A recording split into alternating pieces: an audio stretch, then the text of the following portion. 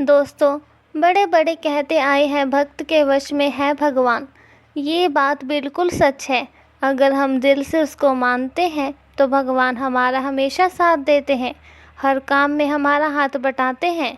आपने भूत कहानी सुनी होगी जिसमें भगवान उनके साथ उनके हर काम में हाथ बंटवाते हैं। जैसे ब्रह्मानंद गुरु जब सिर पर गट्ठर लेकर आते थे तो उनका गट्ठर अपने आप उनके सिर से ऊपर उठकर आता था। उसी प्रकार कृष्ण भक्त जनाबाई जब घर का काम करती थी और काम करते समय भगवान के भजन करती थी तो जब वह थक जाती थी तो उसका आधा काम खुद भगवान करते थे। इसी तरह नरसिंह भक्त की बेटी का भात भगवान खुद आकर भरते हैं। दोस्तों, भगवान तो हमेशा हमारे साथ है, बस वो तो हमारी श्रद्धा देखते हैं कि कितनी है। ऐसी ही घटना आज एक बुढ़िया की मैं आपको बताती हूँ। एक बुढ़िया भगवान कृष्ण के दर्शन करने आती है।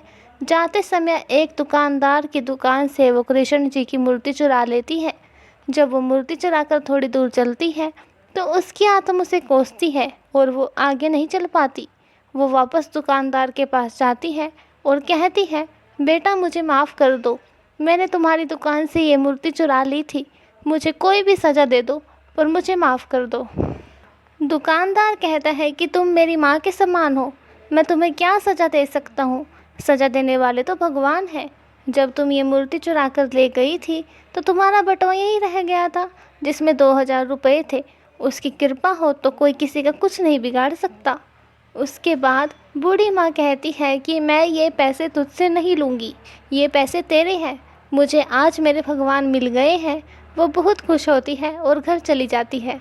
वो हर रोज़ खाना खाने से पहले कृष्ण जी को खाना खिलाती है, नहलाती है, कपड़े बदलती है, हर रोज़ ऐसी ही पूजा करती है। एक दिन वह बीमार हो जाती है और अपनी बहू को कृष्ण जी की सेवा करने को कहती है।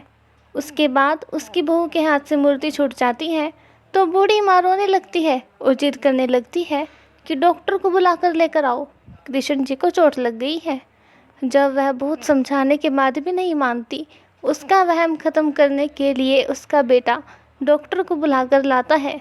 डॉक्टर आता है और जब वो उसका वहम मिटाने के लिए मशीन लगाकर देखता है तो मूर्ति का दिल धड़कने लगता है। डॉक्टर बहुत घबरा जाता है और बार बार मशीन लगाकर देखता है, तब भी ऐसे ही धक धक की आवाज़ आती है। डॉक्टर बहुत घबरा जाता है और बूढ़ी माँ के चरणों में पड़ जाता है। दोस्तों, सच्ची भक्ति हो तो अपने भक्तों की लाज बचाने के लिए भगवान जरूर आते हैं। ऐसी ही और वीडियोस के लिए हमारे channel the quest of spirit से जुड़े रहिए। धन्यवाद।